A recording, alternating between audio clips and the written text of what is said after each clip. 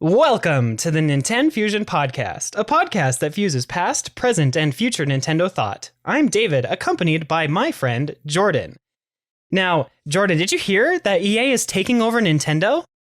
Oh, that's not good. Yeah, it's not good at all, because you know what's going to happen is their new game is going to be called Pay Per Mario. Oh, no. Hey, at least we're getting a new Paper Mario game then. Yeah, except you're going to have to pay for every Mario. Anyway, Paper Mario is going to come up later in the episode, and you'll see why in just a moment. But we first wanted to let you know that, yes, you're not listening to the Minish Cap episode. We know we promised that last week. It's coming. We swear. We both just have to finish the game so that we can give it a fair and honest review. Is that right? Yeah, I'm in the final stretch, but I wasn't quite ready for a full review today. Yeah, same here. So we will definitely do that next week, barring either of us not actually finishing the game by next week. But anyway, Jordan, why don't you introduce this week's topic? So for today's episode, we're going to just talk about some underrated games that we feel deserve a bit more recognition from the Nintendo fan base. These are going to be games that have been exclusive on Nintendo platforms. And then also they could be games that people have played before or are well known and all that, but typically just don't have good reputation online, or at least not the reputation that we think that they probably deserve. Right. And just so you're aware, most of them are Nintendo made and published, but there is a couple of surprises here. We weren't trying to just limit ourselves to games that just Nintendo's made, but like Jordan said, we were limited to Nintendo exclusives, because there are plenty of games, especially in the indie community, that are on all platforms that we think everybody should enjoy and play that, maybe doesn't have as big a following or is somewhat underrated. But for these, we're just going to talk about typically Nintendo games. And this is just a collect. There's no connection between these games, and it's not a set limit. These are the top 5 or anything. Yeah. It's just, here are 6 from the giant bag. Right. We've played quite a few games on Nintendo consoles over the years, and, all of these would be really great to revisit and enjoy a little bit. The first one that we have on our list is actually related to Minish Cap in some ways. It's Zelda 2, The Adventure of Link, the old NES game that was the sequel to the very first Legend of Zelda game. Now, this one's a little bit of a black sheep in the community, or I guess in the series itself. It doesn't follow the super traditional Zelda formula, but then again, it was the second game, so was there really a formula established to begin with? You could argue not necessarily. Zelda 2 featured a larger overworld map, but that had sub areas, or you would enter into towns and dungeons and only be able to experience them in a 2D side scroller mode, rather than the overhead 2D Zelda that we're used to from the original Legend of Zelda and the other 2D games in the series. Yeah, it's a bit surprising to think about that Nintendo just completely changed course with its sequel here.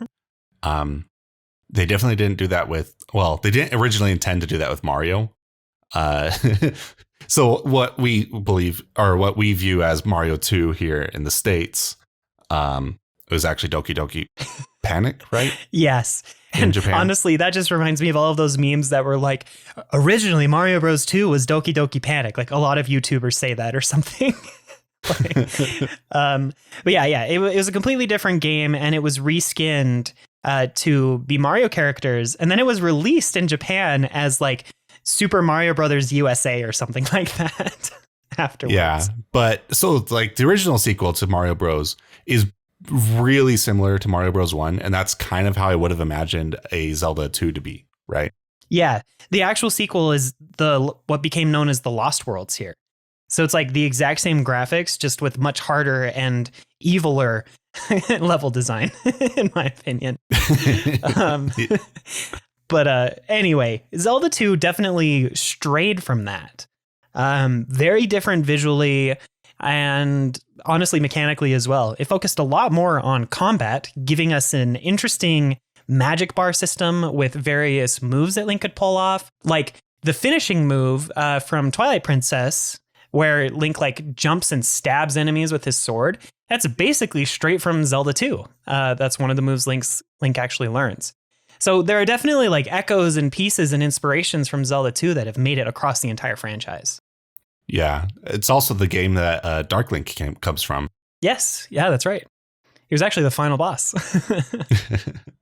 Not just some random shadow from the water temple.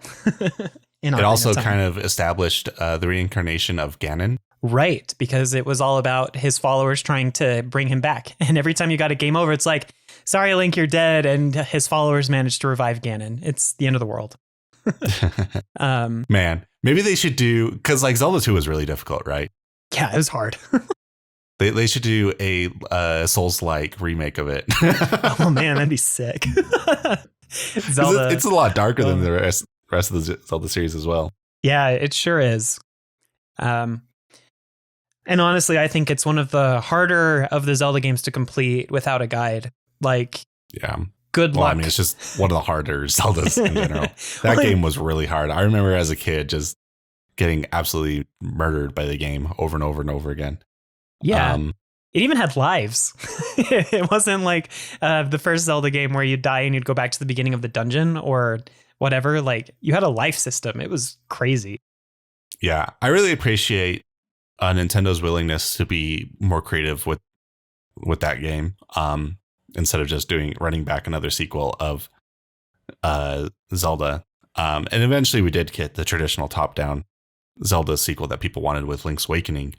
But just because they allowed themselves to like open themselves up to be more creative and stuff, a lot of stuff came out of this game. Like, it really pushed forward the franchise. Yeah. Like you said, the magic being a big one. It was a big inspiration for Ocarina of Time, which is regarded as one of the best Zeldas ever made. Yeah, I'd agree with that. I mean, I believe, and I might be wrong on this, the director for Zelda 2 was like the combat lead for Ocarina of Time. And that's why the combat is the way it is. He took a lot of inspiration from that. Yeah. Like they said in interviews that they intended to have more of like Zelda 2's DNA in Ocarina of Time than what we ended up with.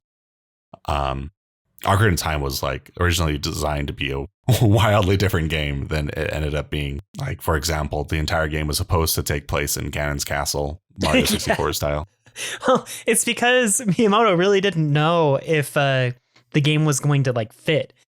Like, if they could actually render a gigantic Hyrule field in 3D on the console.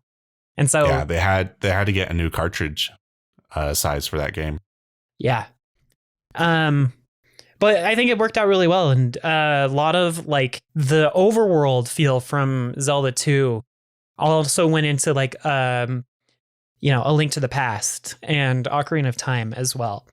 In fact, there's another super direct correlation between Zelda 2 and Ocarina of Time, where all of the town names from Zelda 2 are the names of the sages in Ocarina of Time, which is really quite cool. So if you compare the timelines up, you're like, oh, those towns were actually named after the sages, even though the sages were created later. Even though the game is incredibly hard and is definitely an NES game, I still think it's worthy of Zelda fans giving it a shot. I know that a lot of folks that started with Breath of the Wild have tried to get into other games in the series and are like, it's totally different. And, Jordan, you and I are like, but this is how Zelda's always been, with the dungeon-based approach and a lot more puzzles compared to what Breath of the Wild gave us with the open world stuff. And I honestly think that going back to Zelda 2 will give you just another outlook on the series. Maybe that's a little bit more akin to what you're looking for from a Zelda game. I think it's a game that definitely should be tried. Yeah. And when you die, don't just give up on it. Actually, like, give it a real shot. Maybe even look up some guides, because the game is brutal. I will say that it doesn't. It definitely came from the Nintendo hard era. Yeah. Well, most of the NES games were hard in general, mostly because they were trying to figure out how to go from arcade-based systems to home systems. And the real way to pad out your game was just make it so hard people had to try it over and over again. And that's how you got your play hours up. It's the Dark Souls of Zelda. Literally. I don't know. I always thought that it was really fun. I think that its overworld theme is one of my actual favorite overworld themes in the series. I just really enjoy the game in general. It doesn't have like a whole lot to it. Its town theme is also really fun to listen to. And of course, it gave us a lot of really fun old-timey memes like I am error that originated from Zelda 2. And it's actually the guy's name. It's not like it's an error message or something. You also get to like fall down someone's chimney or something like that and scare them. I mean, it's a classic. It's a classic. Yeah. Is it on the Nintendo Switch online? It should be. I'm pretty sure it is. I think I remember pulling it up. So it doesn't even, well, I was going to say it doesn't cost anything, but it does cost a Nintendo Switch subscription service to try out. Yeah, Zelda 2 Adventure of Link is indeed on it. I can see that on the list here. It was also one of the first games to have a save feature, although I believe Zelda 1 had that as well. Yeah, Zelda 1 actually had the battery on cartridge to save your progress. Yeah. No need for passwords. Which that was a pretty nice thing at the time. Now we take it for granted. Like, it's just save. Yeah, we absolutely do. Anyway, highly recommend giving Zelda 2 a shot. Yeah. It seems to be the game that like people hate on the most in the franchise. At least the canonical Zelda games. Yeah, we're not going into like Tingle's Rupee or Rosie Rupee Land or whatever, or the CDI games. CDI, yeah, those. Which, as someone who has played through Wand of Gamelon, Zelda 2 is a lot better. Well, and Wand of Gamelon definitely took inspiration from Zelda 2. It did. Yeah, I was going to say that, but this is supposed to be an episode where we're trying to be positive with these games. Right. But hey, that's just more of Zelda 2's influences just wiping off on other games, right? Yeah. If it weren't for Link's Awakening, I feel like Zelda 2 it was on the path to like really shape the future of the Zelda franchise. Yeah. Because like Nintendo internally seemed to really like the approach of it. And then like the CDIs, that's what the CDI games took right inspiration from. Ocarina of Time was taking inspiration from it. But of course we had Link's Awakening and Link to the Past, cementing 2D Zelda games to be top down, which is great. I love top down Zeldas, but it's nice to have that like one game that is kind of unique in its own way. Yeah, I totally agree with that. So I would say if you have NSO, go ahead and just give the game a shot. Like we've been saying, you also have save states, so the game is just way more approachable in general. Yeah, because like you said, you do have lives. And it's pretty brutal when you do die because the map is gigantic, and to get to some locations you have to like go through actual sub areas. Plus you don't want to lose out on a whole bunch of experience and stuff because you actually have levels in the game too. Man, that game is so weird. I love it. Well, should we move on to our next game, Jordan? Our next, I guess this one is more of like a series in my mind. If I had to pick a particular game, I'll tell you what it is in a second, but these are the Rhythm Heaven games. I don't think enough people understand how good these games are. I know that they're super weird, and if you aren't really into music, it's kind of hard to get into a rhythm game like this, but Rhythm Heaven makes it really approachable. And if I had to pick a particular game in the series that is somewhat underrated, if only because like not a lot of people have played it, it's Rhythm Heaven Fever on the Wii. That game is one of my all-time favorite games. You've played it, right? Maybe. I imagine I have. I imagine I played it at one of our mutual friends' house in high school. Yeah. I will admit, I'm not a Rhythm Heaven guy, mostly because I am not a rhythm game guy. I don't have a musical background or anything. And I'm not good at rhythm. Yeah. And that's okay. You know, not everyone has to like the games, but if you have any sort of affinity for music, I would highly recommend checking out the Rhythm Heaven series. You have like, 2 weeks left to get the 3DS one if you really want to. Oh, no. Since the 3DS eShop is closing down. I mean, I guess you could buy it used, physical. But I just absolutely love Rhythm Heaven. Ended up playing it for the first time as a freshman in college back in 2011 on the Wii and just fell in love with it. The main premise of the game is it's just a whole bunch of songs where you just press either A or A and B together, given various audio cues or visual cues. And you just have to get them right. And they are hilarious. They're really fun mini games. I would say that it's more akin to like WarioWare for those of you that are more familiar with it. Though WarioWare is like bite-sized little mini games. This is like full songs, but kind of in that same animation style and just totally wacky and zany. I think they're both created by the same teams, right? They probably are. I haven't actually looked at that to know for sure, but that sounds right to me. Yeah, they feel very similar. They definitely feel like they came from the same cloth. Yeah. Yeah, which is like one reason why I enjoy playing Rhythm Heaven. It's just not my personal cup of tea. You're not the kind of person that goes for perfect clears on every single song. I get it. But what's really fun about Rhythm Heaven for me is that when they create these games, they actually write the music first.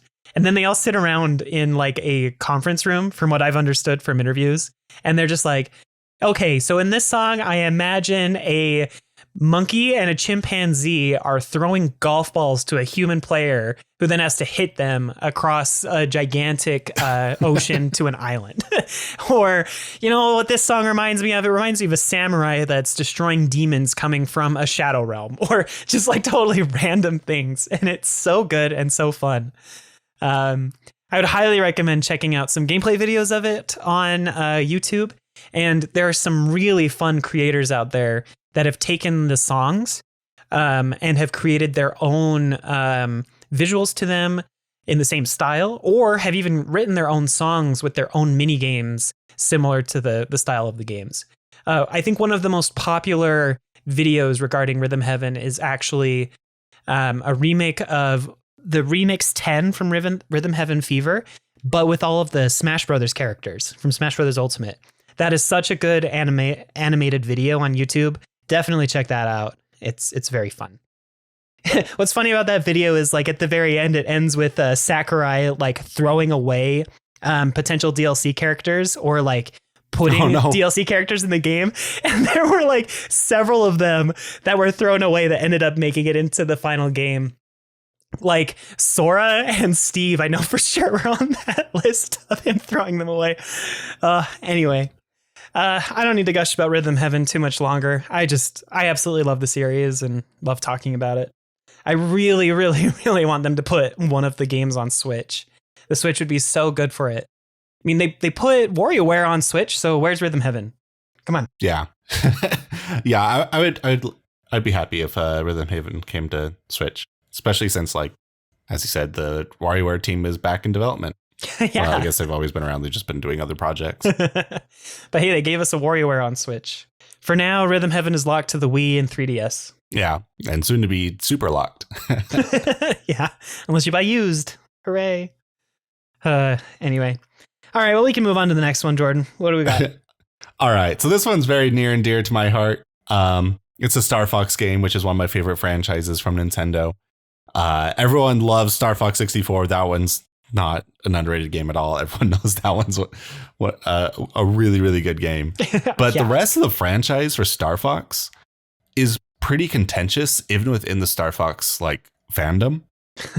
Just because like a lot of the games they tried like a lot of new things or so, except for Star Fox Zero, and then that one got lambasted for not doing enough new. But my personal favorite, aside from Star Fox 64 obviously is the best one, is Star Fox Assault. This one, it a lot of people complain that there's not enough like on-rail shooter missions, but the ones that does have are pretty good.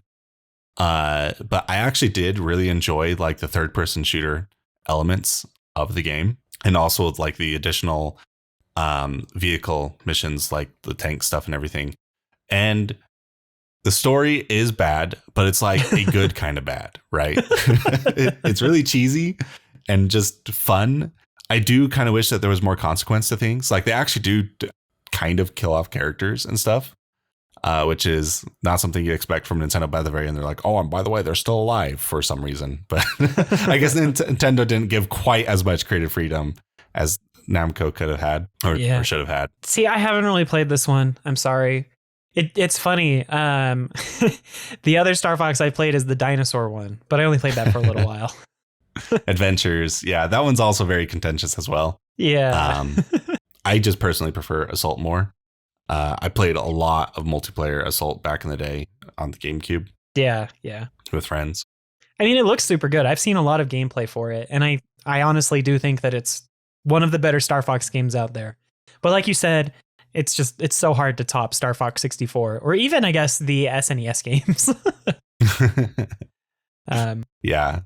Which all three of those games are on Switch. I personally would love a remake of Assault or even just a remaster.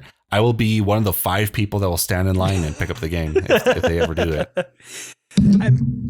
I mean, if they price it right, it might be a Metroid Prime situation, right? No, it will not be a Prime situation. Prime was technically like a 9.5 out of 10 before.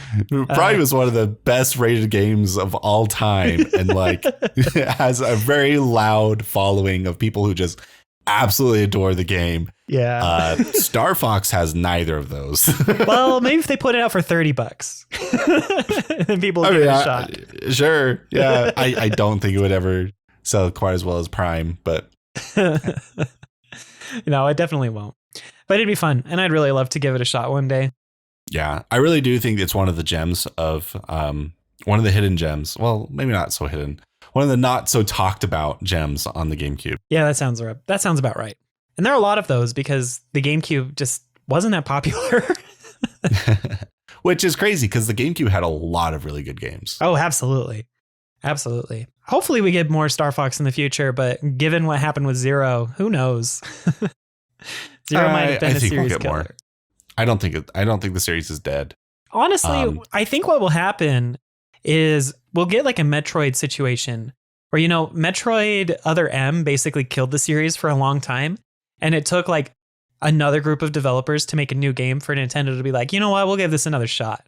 And I really hope that maybe Next Level Games or someone else that is first party Nintendo just decides to do something with it and they come up with a cool idea and make it work. Yeah. And there are people that are passionate internally with Star Fox. Well, and that's definitely true because they managed to put out Star Fox 2 that never released. Yeah. And one of the people passionate for the series is Miyamoto himself, and he has a lot of say in Nintendo. One of the issues with Star Fox is they either give it off to a third-party studio to do something with it, or they use it more as a tech demo piece series. Right. So kind of the F-Zero situation. It's just that there's more design space to Star Fox than there is to F-Zero. So it gets more of an opportunity. Yeah. Plus, Star Fox 64 sold a lot of units. So true. And it also sold a lot of 3DSs.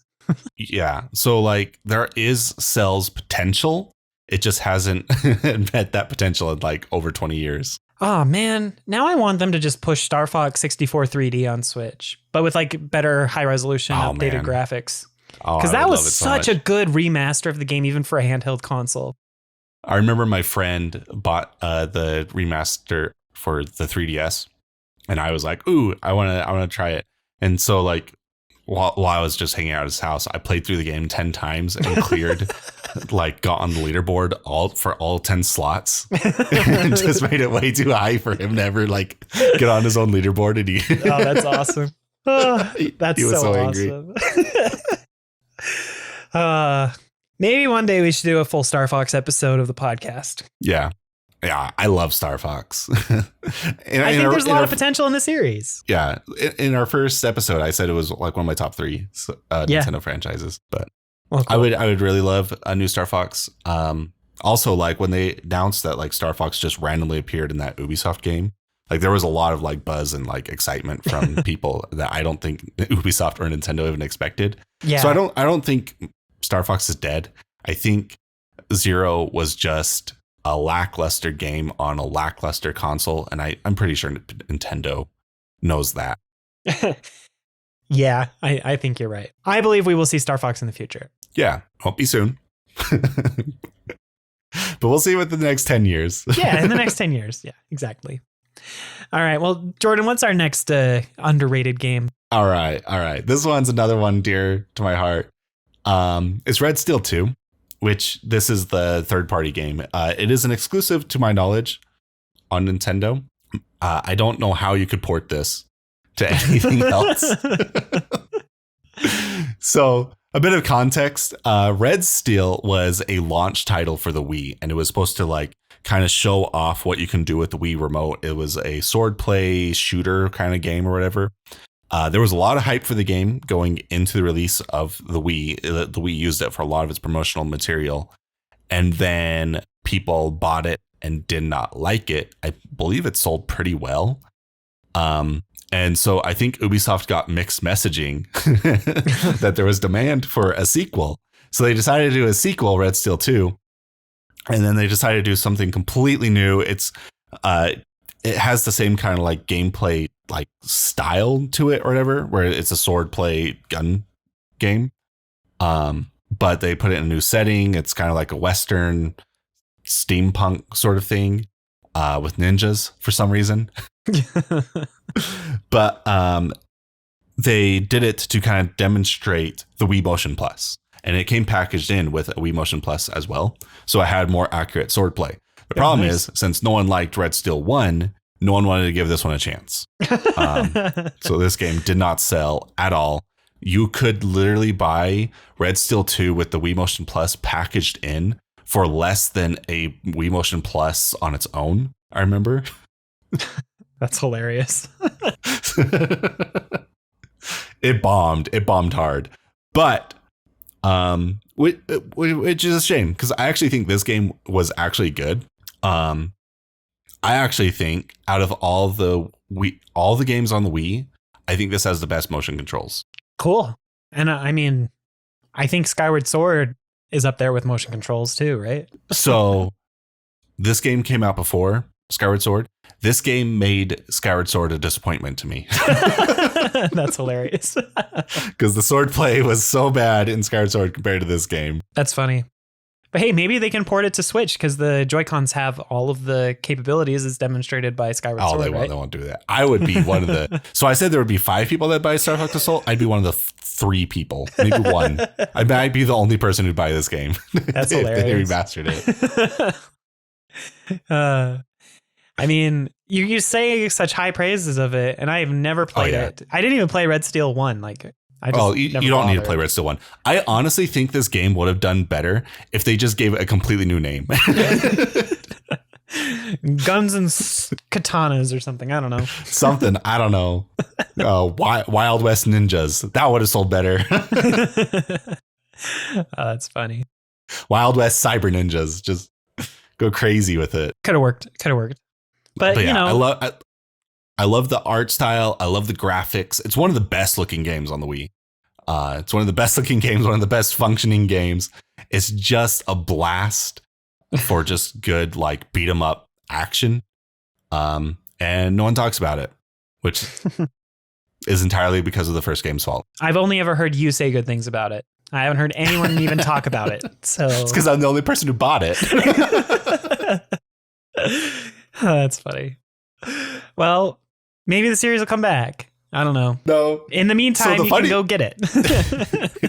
So the funny thing is, I actually know there is at least one other person in this world who likes it. The current CEO of Ubisoft, who's kind of a bad person, but he has a copy of Red Steel 2 on his desk in the background whenever he's on video or anything, which I think is hilarious. Of all the games of Ubisoft to like put on your desk, this one. Yeah, this one. That's pretty funny. Well, at least he's not the only one that likes it, right? You know, there's one good person in the world that likes it. Anyway. But yeah, so going from a game that no one talks about to a game that people talk about probably a bit too much, but have very mixed opinions on. Have very mixed opinions. I would say the negativity is way too high on this game. Is DK64, which was amazing. I love DK64. It is Banjo 3E in my mind. It's Banjo 3E, but with too many characters and too many different collectibles. Oh, man. But as a kid, I loved that. No, I mean, I remember playing it quite a bit, like when I went over to friends' houses and stuff. And then I actually got to play it myself in high school. And I did really like it. But after playing like Banjo and Banjo-Tooie, it was definitely like they took all of the ideas from Tooie and just went even farther in terms of collection. Yeah, it is definitely a marathon for a collectathon. It is so much larger. It took the genre to the absolute extreme. Yeah, definitely. And I think some people even attribute it to the downfall of the collectathon genre in a lot of ways. Absolutely. Yeah. I mean, we love the collectathon genre. We've talked about Banjo before on this podcast, and it's a very great genre. I think it's very fun to go around, do some really fun platforming, puzzle solving, and just collect a whole bunch of random crap. But like, I totally understand all the people that are like, there are too many things to collect in this game. And what I think makes it very difficult and or maybe not difficult, but what gives it such a negative opinion is how hard it is to switch between the different Kongs and remember where you have to go still with all of the different Kongs. Because you'll be walking through an area your first time and you're like, dang, there are blue and pink bananas here. Guess I got to come back as lanky and tiny. Like you have to remember those types of things. And it can be very tedious to remember all of that, especially since the game has like 8 worlds or something like that. I think what they needed to do to fix the game is all the like really small bananas that are littered all over the worlds. Those should have been pick upable by like any Kong. Yeah. As well as like a whole bunch of different items like coins and stuff. I'm fine with the main objective gold bananas being like just specific Kong related or whatever. Yeah. But all the like the small collectibles, they should have been a shared collectible. I've heard a lot of people say like, well, they should have just allowed you to switch on the fly when you move. And I feel like that kind of takes away some of the experience in a way. Because I do feel like you need, I don't know. It is a game that backtracks. A lot of people don't like backtracking. I do. I mean, honestly, I do too. But we're both Metroidvania lovers, so it's like it comes with the job description. Yeah. And like I hear people complain about it all the time. I'm like, yep, those are valid criticisms. I don't have like any argument to say they're wrong, but but I'm still gonna love this game. I still enjoy the process of it. I don't know. I feel like a compromise could have been if they had a health system similar to the Donkey Kong Country games, where like when you pick up a barrel, you get another Kong, and then you can switch among the Kongs that you have collected and the rest. And then when you take damage, you lose a Kong, right? Yeah. Maybe that would like lead to some soft lock issues. Probably. And also, I think from just a memory standpoint, I don't think the game could have handled having multiple Kongs on the screen at once. Oh, yeah. Rare did weird things. Like they would always like find the technical limitation of their games and then just like abuse it when like programming things. One of the big examples was they put in specific collectibles in Banjo-Kazooie with the idea that you would like hot swap your cartridges without turning off your console. And Nintendo had to come to them like late in development and say, you cannot like have this be a feature because you haven't tested this on every single model of N64 that has come out or will come out. And we do not want to test this feature, potentially bricking future N64s. It's like we love the idea and it makes sense to us now because consoles can have the save data for games on internal memory. So they could like read it later, and do that kind of stuff. But yeah, hot swapping like that would just be. Yeah. Oh, my gosh. And so they also kind of did this with DK64. There is they specifically how do you explain it? So like the world will be at a different frame rate than the character. At times they will speed up the frame rate. They will detect like slowdown in frames and like in response to it increase frame rates in other areas of the game just so it feels like a static frame rate in a way. And even with this there's still some slowdowns, but there were some unintended consequences where I believe if you get there's a Gloomy Galleon banana in like the mechanized fish, where if you get to a certain point in the game, it just becomes absolutely brutal to get because if you like use the scope ability on your gun, it will just increase the frame rates. So it's like almost impossible to like hit the target. That sounds about right. Stuff like that.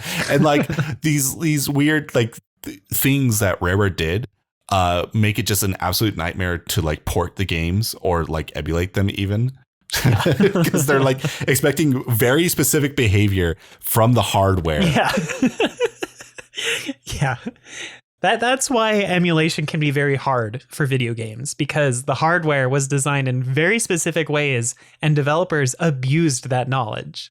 Well, especially Rareware. Yeah. So like, honestly, I think that, I mean, I might be making this up, but I swear I read years and years ago that like people are like, the gold standard for emulators is if they can handle DK64 or something like that.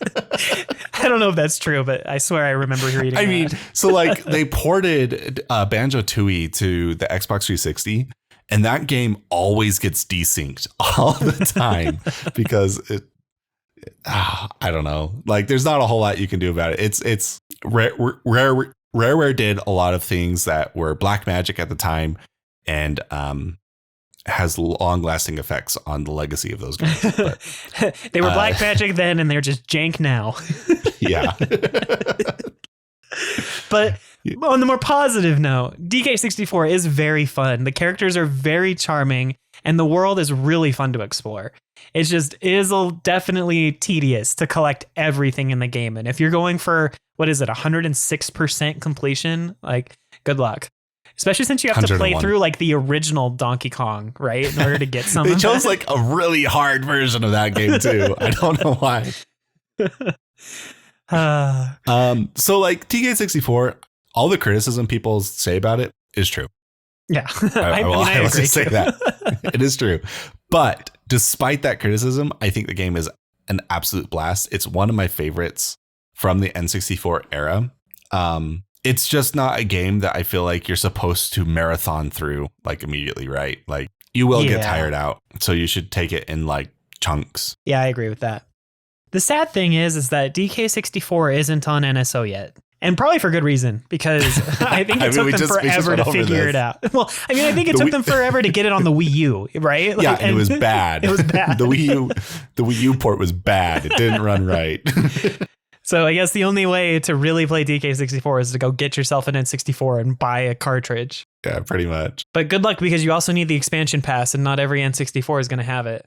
Or expansion pack, not pass. Yeah, luckily there's just as many of those out there as there are DK64 games. Right, because they had to give them out. they were packaged with the game, yeah. Everyone owned DK64, I think, because you got the pack with it. Pretty much. And the pack helped with multiple games because it did double the console's RAM. Yeah, it was used for Majora's Mask. Right. I can't remember off the top of my head any other like games that required it, but yeah, you got the pack for DK64 and Majora's Mask. And just to kind of solidify a little bit DK64 before we move on, Grant Kirkhope did write the music for it, so like you're getting some pretty solid soundtracks. You know, if you like the Banjo-Kazooie music, you will really like the music in DK64. It feels very respectful of the original Donkey Kong Country music, while also being very fun, upbeat, and rare for the N64 era anyway. So I think DK64 has some of the best Donkey Kong music in general. Ooh. I mean, just from a fun standpoint. I think Donkey Kong Country Returns and Tropical Freeze have awesome music in them too. But some of the songs from DK64 are just very good. Yeah. As far as DK games go, I think my favorite has to go to Tropical Freeze for soundtrack. I mean, I'd probably agree with you there. That game has phenomenal music. They got David Weiss back for that one, right? I think so. Yeah. But yeah, no, DK64 has a phenomenal soundtrack. It's one of the main reasons why Grant Kirkhope has such a following. Yeah. And you're right. They did get David Weiss back for Tropical Freeze. I just looked it up. Give Donkey Kong 64 a shot if it ever comes out to NSO. If they figure out how to do it. I mean, the N64 on NSO in general has issues. Yeah. They fixed a lot throw of them. throw DK64. It's like throwing a match on a gasoline pile. I still can't believe how Ocarina of Time looked the first like month on NSO. Oh man, Anyway. I just yeah. We already have an episode on that. We do. Go listen to that. But anyway, moving away from Donkey Kong 64 and all of those technical parts, the final game we wanted to put on our list was Super Paper Mario. Super Paper Mario does have a pretty decent fan base, I think. But in the Paper Mario community, if you ignore the last couple of games that have come out in the series, Super Paper Mario is definitely like the weirdest out of the original 3 games. And that's because it took just a wildly different approach to the game. No longer was it a turn-based RPG, but it was much more of a platformer with individual levels that you would go through. But I honestly love the game, and I think it's one of the best stories Mario has ever told. Yeah. So this is actually my favorite Paper Mario game. I know a lot of people are going to get angry with that statement. I'm angry, Jordan. No, just kidding. That's why it's on the underrated list. I remember when the game came out and people did not like this game. I remember too. In fact, I remember when Sticker Star was revealed and people lost their minds at how good Sticker Star looked and how excited they were for Sticker Star because it's returning back to their roots and we no longer have the 2D crap of Super Paper Mario. And man, have the opinions changed on Sticker Star. I mean, well, they have changed pretty quickly after the game came out, right? Yeah. Sticker Star is so unliked in the community now that people quickly forgave Super Paper Mario. So like, yeah. Super Paper Mario, it's now considered, I would say, a net positive reputation. People now have come around and like actually like it, but it gets nowhere near the same recognition as the first 2 games. And of course, the first 2 games have, people that like one of the first 2 games generally enjoys the other. But there's also like a weird fissure in the fandom on which of those 2 is the best. And it makes me laugh because clearly 1,000 Year Door is the better of the 2. Just kidding. But this is about Super Paper Mario. Yeah, the clearly better one. The clearly best. The clearly best. No, but I'm with you. Like, I really enjoyed the game when it came out. I mean, I loved 1,000 Year Door. 1,000 Year Door was actually like the first console game that I owned myself. And so I have a lot of like love and attachment and memories directly with 1,000 Year Door. But Super Paper Mario, like, even though I love 1,000 Year Door, I still really enjoyed it because it still had great writing and characters. It still felt Paper Mario-y to me in that they almost took the paper aspect of it farther than 1,000 Year Door did. And I don't know, the bite-sized levels were just also really interesting. I didn't have to play the game as long, in super long bursts like I had to with the 1,000 Year Door. Yeah, all the levels had like a creative hook to them as well. Yeah. That made them feel pretty original. My favorite, I just really like the idea of what's the one where you go to the mansion or whatever and then immediately have to like pay off a debt. That was so good. Oh, that one was so good. You're just like, you're here now and then you're trapped until you pay off money. Oh, that was so good. Yeah. Well, and then one of the other like top moments in that game is when you have to do the dating simulator with Peach and the like shut-in lizard character. Oh, that was so good. The game was ahead of its time, man. It really was. It was so funny and so self-aware. I mean, honestly, the fourth wall breaks and self-awareness of the game, I think, are what make it so memorable for me. Because it was just like so funny and so well put together. Yeah. I think it's the funniest game in the franchise, which is saying something because most of the games in the franchise are really funny. Even the latest one, I forgot its name. Origami King. Shows how much we liked that one. I played it. I did I actually too. played that one on like Color Splash. But yeah, no, it's a super funny game. And what I really appreciate about the game is that you also can play as Peach and Bowser and another character in green. Yeah. Also, it gave us Mr. L. I know, and Mr. L is so cool. Yeah. Dementio is probably my favorite villain in all of Mario. Same here, honestly. He's so good. The music is phenomenal. Like Yeah. Ultimate Show is one of my favorite songs in the Mario franchise. And I still love Flipside and Flopside's themes. They are very good hub world songs, like Rogueport was in Thousand Year Door. And I also really enjoy like the story time song that plays at the very beginning of the game. Like that's on one of my playlists and I hear it all the time. Love the music in that game. Yeah. So yeah, really good writing. Really good music. And I think the game had some solid like platforming sections too. Yes, it was kind of awkward at times to switch between 2D and 3D mode.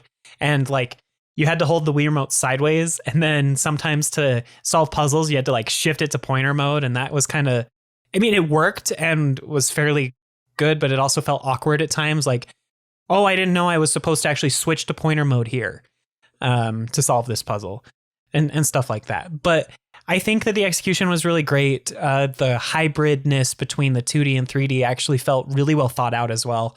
Being able to do that platforming and solve puzzles in both environments in the same area was actually really cool. Yeah.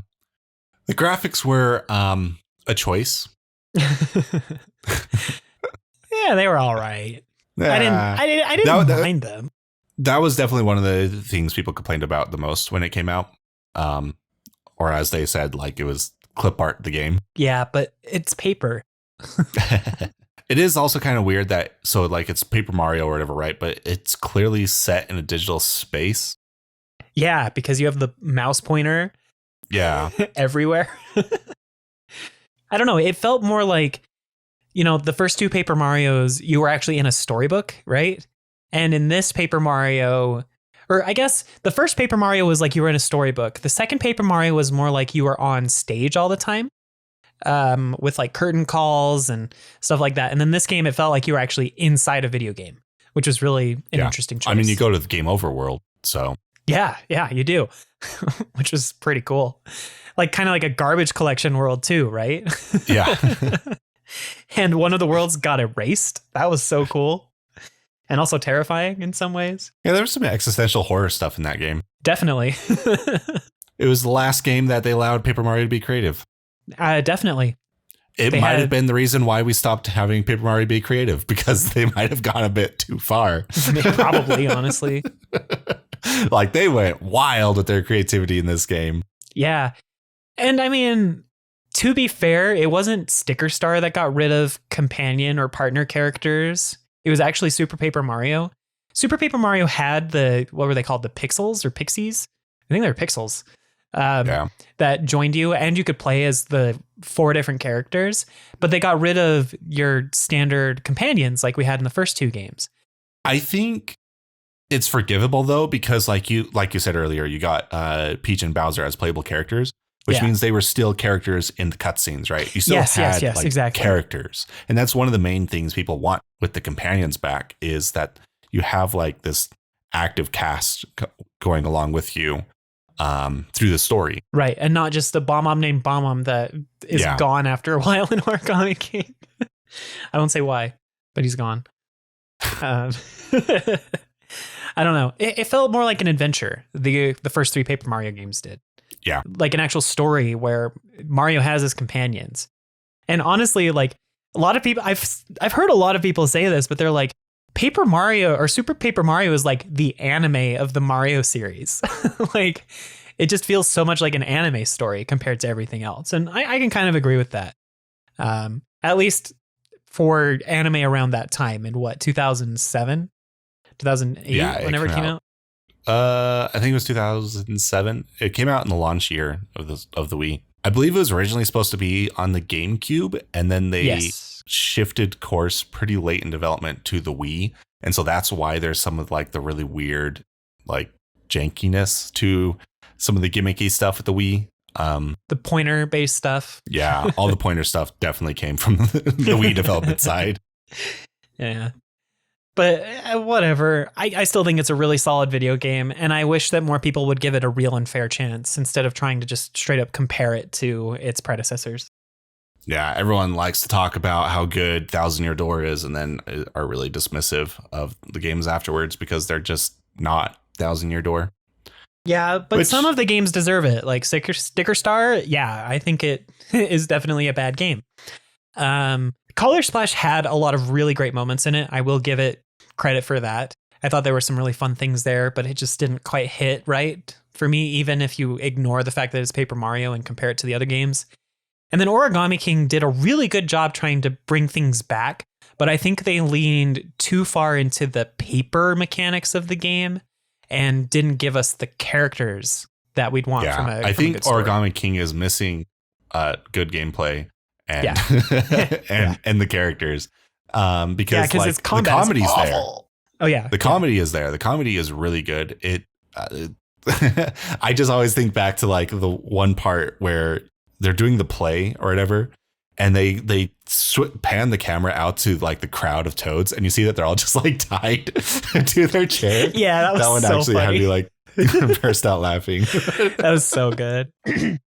And I think the overworld is designed well enough, but the battle mechanics are just awful. Yeah. I hate battling in that game. The battling was really bad. The battle mechanics are the reason why I stopped playing the game. Same, honestly, I same. did not finish it. I got to like the desert area, and then I was like, I'm so tired of these puzzles. Yeah. It just was really repetitive. But anyway, Super Paper Mario is great. It's very fun. And like you said, the Dementio is one of the best villains. And oh man, it was just so good. I want to replay the game now. I really do. Yeah. Unfortunately, I don't think we'll ever see the series get to this level of creativity again. No, definitely not. At least not until Miyamoto retires and somebody is given full-blown control. I don't even think series. it would be Miyamoto. I think Nintendo, the proper, just doesn't want like. True. This game was very, very loose with the Mario IP. Yeah, and they've kind of started clamping down more on it. Though I will say today the final trailer for the Super Mario movie came out. And they're actually doing some really fun and interesting things, even though the Toads are still very generic looking. I feel like it might be a sign that the Mario franchise will be jumping back into creativity again, if only because they've been inspired by the folks at Illumination. There was like an interview as well within the Direct, and I think some additional statements made afterwards, where Illumination actually had to create a whole lot of new technology and do very unique and interesting things with character design, with set design, and even some of their like physics and rendering engines in order to make the movie look as good as it does. And I was actually really impressed by that kind of boldness and statement before the movie even came out. So, I've said before that I'm really hopeful that, maybe we're going to get some sort of refresh to Mario because the movie has had so much focus on it.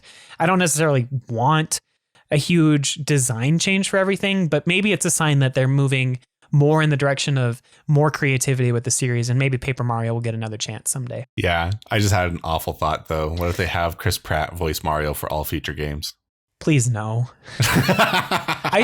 It's so funny. I've like tried to count how many times they have him speak in the trailers, and like every single trailer, I swear they're like avoiding Mario's voice on purpose. Yeah. I love how in our initial impressions video, we talked about how we actually liked that Chris Pratt, and I quote, was actually trying. I mean, he kind of was, but we kind of missed the mark on that one. I feel we like. did. We did. But hey, at least the marketing department knows that they need to focus on Donkey Kong, Luigi, and Bowser. Yeah. Anyway. Yeah. So we'll see with the Mario movie when that comes out. Maybe Dementio will show up and be the surprise villain. I mean, they threw a Luma in. Did you see it? Yeah. You saw the trailer because the Luma was like there in the first part of the trailer. I was like, why did they put a Luma in here? Is Rosalina going to show up? I imagine it's just going to tie the movie into a future sequel. They'll jump straight to Mario Galaxy with Mario 2. That'd be incredible.